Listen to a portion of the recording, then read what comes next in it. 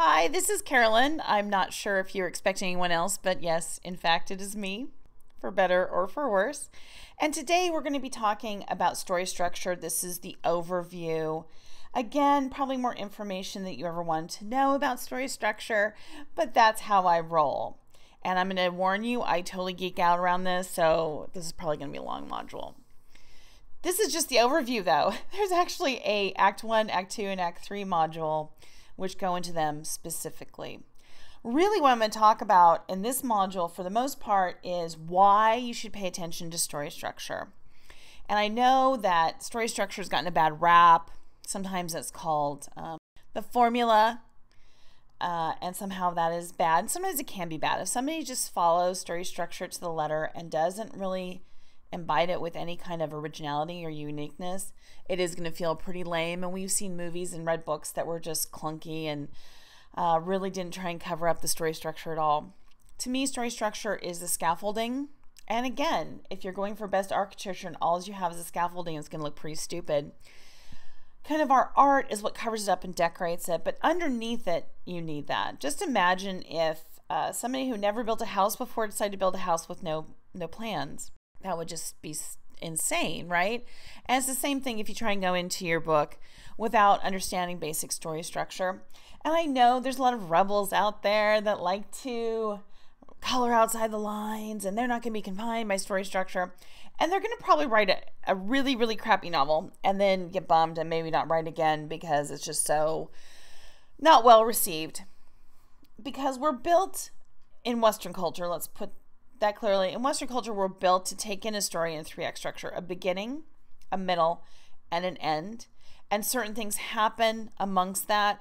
And this story structure is the scaffolding by which we put the hero's arc, which of course is ancient in its simplicity. Back to the Greeks, we have them to thank for this. Especially if you're beginning, story structure is your best friend. It is your BFF. I am not joking. It will help you know if you're over or underwriting, if you get stuck or lost, what you're supposed to do next. So I would just really recommend that you pay attention to these next modules, internalize these next modules, because it's going to help you tremendously. If you don't care about the reader, if you're just writing for yourself, then do what you want as always. Don't listen to me. But if you want to be successful as a novelist in this time, you really need to do your story structure pretty perfectly, because that is what the modern reader is expecting. So let's get down to the brass tacks. What is story structure? It is a 3-act structure. There's also a 7-act structure. We're not going to get into that too much, but 3-act is beginning, middle, and end. The first act is usually 25% of your book. The second act is 50% of your book. The third act is 25% of your book. In my opinion, if you love story structure will love you back. And I know this sounds super simple: beginning, middle, and end.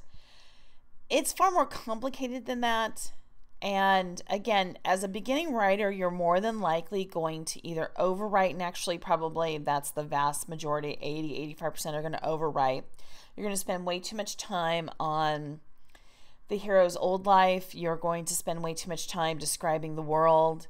Many beginning writers don't turn from Act 1, which is kind of the old life and opportunity, into the second act until maybe 50% of their book. And that's where they lose readers. People don't want to read that much about Act 1. They want to move on. The story, really the grit of the story, happens in Act 2. The excitement, the challenges happen in Act 2. So for the most part, you're overwriting Act 1 and maybe the beginning of Act 2, and not moving into the more critical areas of the story until later. That's overwriting. Some people, a minority, will underwrite. Heavy on dialogue, very little on emotion, and they will try and just jump into the action. And the problem with that is that we're not well grounded enough. We don't care enough about the hero to care what happens to him in these tribulations that you kind of jump into. So that's why story structure is super important. The reader has an expectation of what they're going to consume, and if it is too much and too chewy in the beginning, they're going to spit it out. And if it just doesn't taste good because they don't understand what's happening, they're going to spit it out as well. So story structure helps just to keep you in the ballpark of what the reader has expectations of. Great. Let's get to some examples. I think the one that most people point to is Memento. See, Carolyn, that's not three-act structure. That's original. That's creative. Which it was original and it was creative. However, it stuck to the three-act structure perfectly.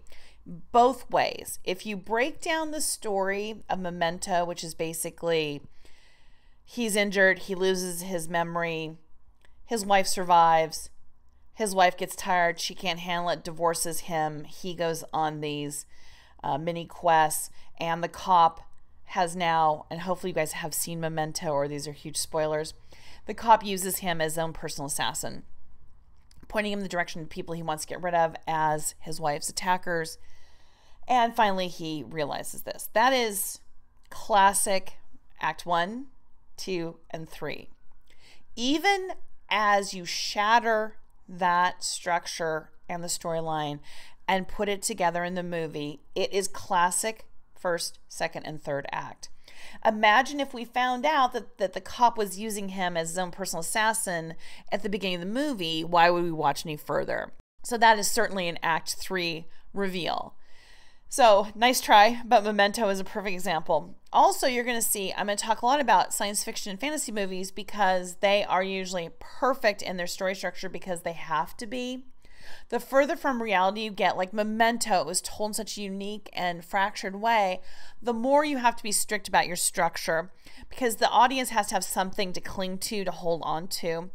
I also use movies because most people have seen The Matrix, Star Wars, even the biggest books, somebody may not have read it. So that's why I use these big iconic movies. And plus they're just perfect in their story structure. So to go ahead and discuss what Act 1, Act 2, and what 3 means and what happens there. Okay, so that is the overview. Hopefully I've convinced you that story structure is super important. And the next modules will be a breakdown of Act 1, Act 2, and Act 3.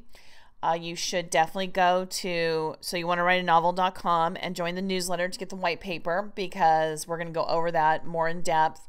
And you need to understand how to make your graph because you're going to be using that graph and you're going to be keeping that graph and you're going to be marking down when you write your novel if you go through the 60 days of where you're at and what happens to make sure that you are on point. Okay,